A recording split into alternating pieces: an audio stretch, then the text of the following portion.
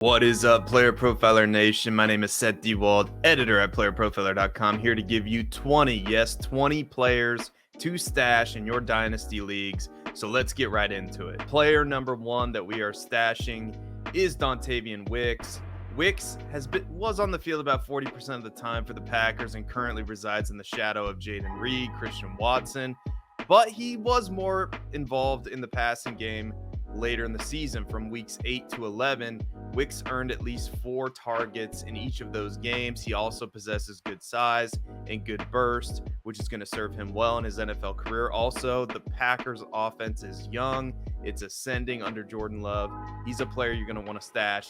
He's currently rostered in 78% of sleeper leagues, so there's a chance he's available. Stash number 2 is Tank Bigsby. He's currently listed as the RB2 in Jacksonville, and while he didn't get the opportunities we'd like to see from a running back, Jacksonville did use a third-round pick on him in last year's draft. And on the off chance that he's available in your league, he's available in about a quarter of leagues right now. He could be a nice handcuff to have in an offense that a lot of people are souring on, especially if Calvin Ridley leaves in free agency. However, in that same Jacksonville offense, there's multiple signs that point to that the offense was slowed down because Trevor Lawrence was hurt towards the end of the year. So there's a real chance that this offense is being undervalued by fantasy gamers, and getting the handcuff to Travis Etienne seems like a pretty good idea to me. So let's go add Tank Bigsby if he's available. Greg Dulcich was everybody's darling last year, and he rose up the early redraft rankings, and a hamstring injury kept him out of the 2023 season mostly. But he's just 23 years old, and unless the Broncos sign a free agent tight end or draft one in a class that's very top heavy at the position, then it's going to be the Greg Dulcich show at tight end, most likely in 2024. This is a player that if he's available, you should sprint to the waiver wire to add him, because currently he's available in about 25% of leagues on Sleeper, and that just totally astounds me. Trey Palmer is up next. If Trey Palmer is somehow available in your league, please add him. This is a 6th round receiver, but he saw the field a lot and he produced late in the season. I know Mike Evans is back with the Buccaneers, but there's going to be room in this offense for another deep threat wide receiver, and that's Trey Palmer. Currently, he's available in about 32% of sleeper leagues, so there's a decent chance that he's available. Cedric Tillman is up next, and while he didn't have the rookie season that some people in the fantasy community expected him to have when the Browns selected him in the 3rd round of the 2023 NFL draft, he did play a good amount. And if Deshaun Watson can prove that he can be an elite quarterback yet again, you never know, because Tillman possesses really good size. He's 6'3", 213 pounds. He's got good enough speed to go with it at 4.54. And if the Browns, like I said, if the quarterback play is more consistent, it's possible that Tillman gets more involved in this offense, especially as Amari Cooper ages. You just never know. And currently, he's only rostered in 65% of sleeper leagues, so there's a decent chance he's available. Israel Abanikanda is currently the running back 2 in New York, and the offensive line was just terrible last year with the Jets, and that has to be an emphasis for them going forward, especially if they want to keep Aaron Rodgers healthy, which I'm assuming is a big deal to them. Abanikanda has a good combination of size, speed, and burst to excel at the NFL level, and it's all a matter of getting opportunity. So we're going to see, but Abanikanda could start seeing an increase in opportunities if the Jets decide against adding a free agent running back or drafting a running back. And let's face it, the Jets have a whole bunch of needs that don't involve the running back position because they have Breece Hall.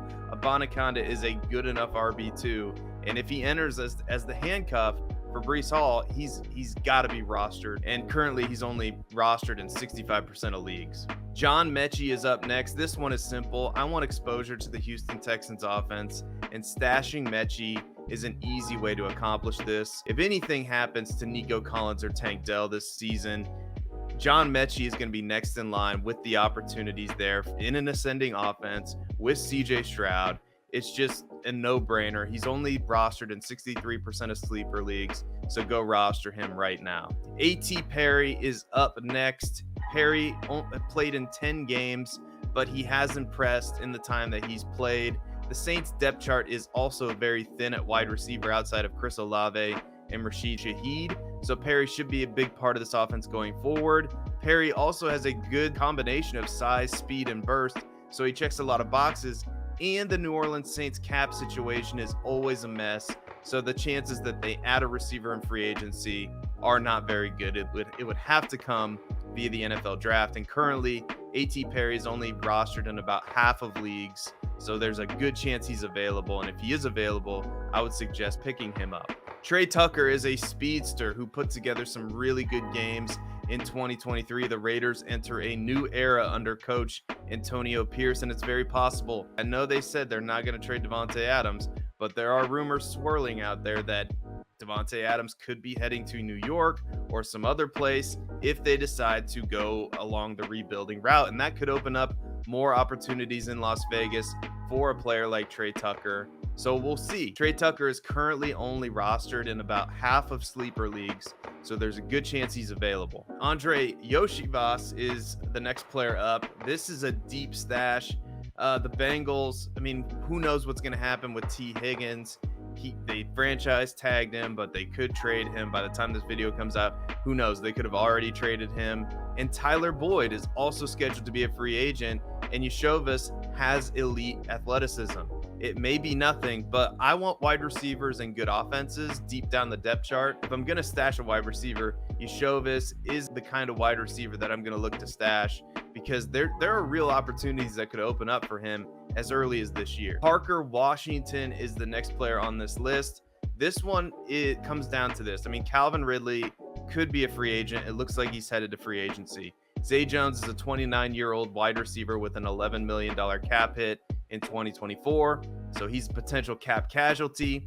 Christian Kirk ended the season on IR last year, and it took Parker Washington a while to get on the field and a Jamal Agnew injury, but all of his production came during this 6-week stretch to end the 2023 season, and so there's a path for increased opportunity and an increased role in 2024. The combination of breakout age, 96th percentile breakout age, and his production as a rookie make him an intriguing stash, and currently he's only rostered in about half of leagues. The next player on our list is Xavier Hutchinson. This one is simple. Xavier Hutchinson, I want to stash him because I want exposure to the Texans offense. It's the same reason I want to stash John Mechie. It's because if Tank Dell or Nico Collins go down, these are the next guys in line, and this is one of the most exciting offenses in football on the ascent with CJ Stroud. Sign me up for stashing Xavier Hutchinson, who's only rostered in 46% of leagues. Noah Gray is next in line behind Travis Kelce. Gray has proven to get some opportunities even with Kelce playing a good majority of the snaps. The Chiefs have been smart with Travis Kelce. His snap share has gone down every year since 2018, where he led all tight ends in snap share. Gray is a handcuff at the position, but the tight end handcuff when the quarterback is Patrick Mahomes seems like a pretty good idea to me. And if anything happens to Kelce, God forbid, or he decides to retire, then Gray would get an automatic boost in the rankings, and currently Gray is only rostered in 45% of leagues. The next player we're going to talk about is Tyler Scott, and Tyler Scott hasn't done much yet, but Scott did do one very important thing. He got on the field a decent amount for the Chicago Bears, and Scott also possesses elite speed and burst, and by all accounts, the Bears are going to use the #1 overall pick on Caleb Williams. That should be an upgrade, especially for a deep target like Tyler Scott.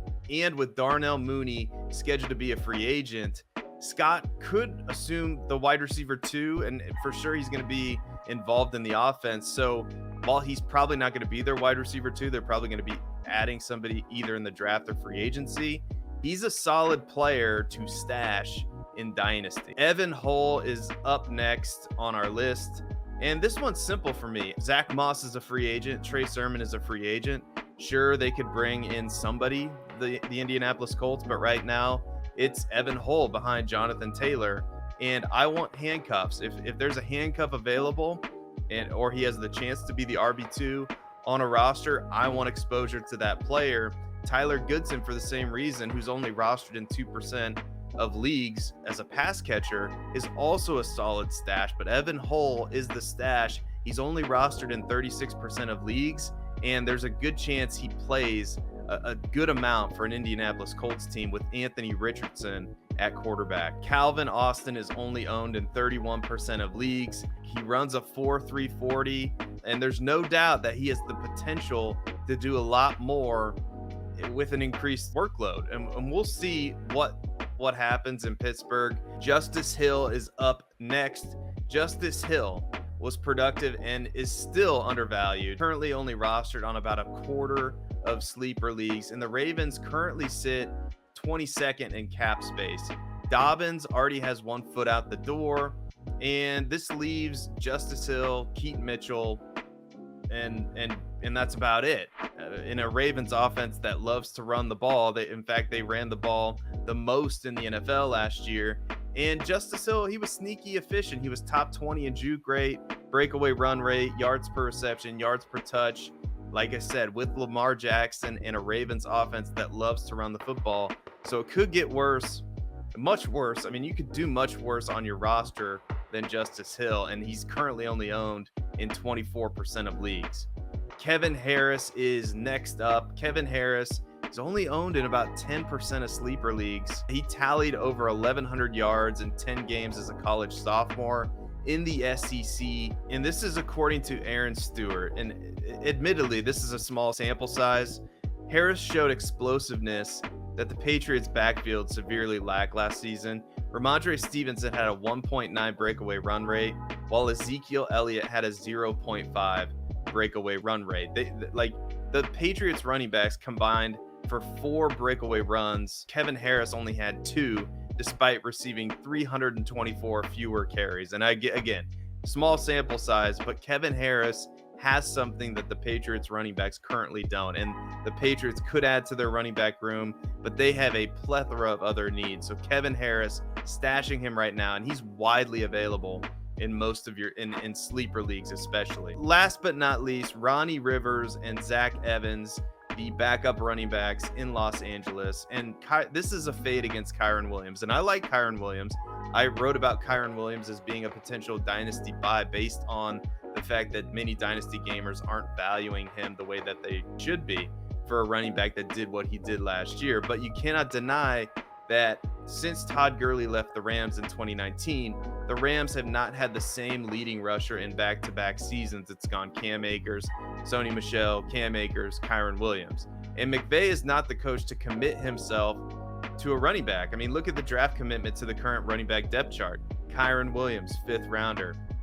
Ronnie Rivers, undrafted free agent. Zach Evans, 6th round pick. This is one of the most desirable backfields to have a piece of on your dynasty team. And Ronnie Rivers and Zach Evans could have an impact as soon as next year, depending on what happens with Kyren Williams. That is the video. Thank you so much for watching. That's 20 stashes in about 15 minutes. So hopefully you enjoyed it. Don't forget to hit the like button, subscribe to the channel, and stay tuned for more content on the Player Profiler YouTube channel. Until next time, bye-bye, everybody. Be good.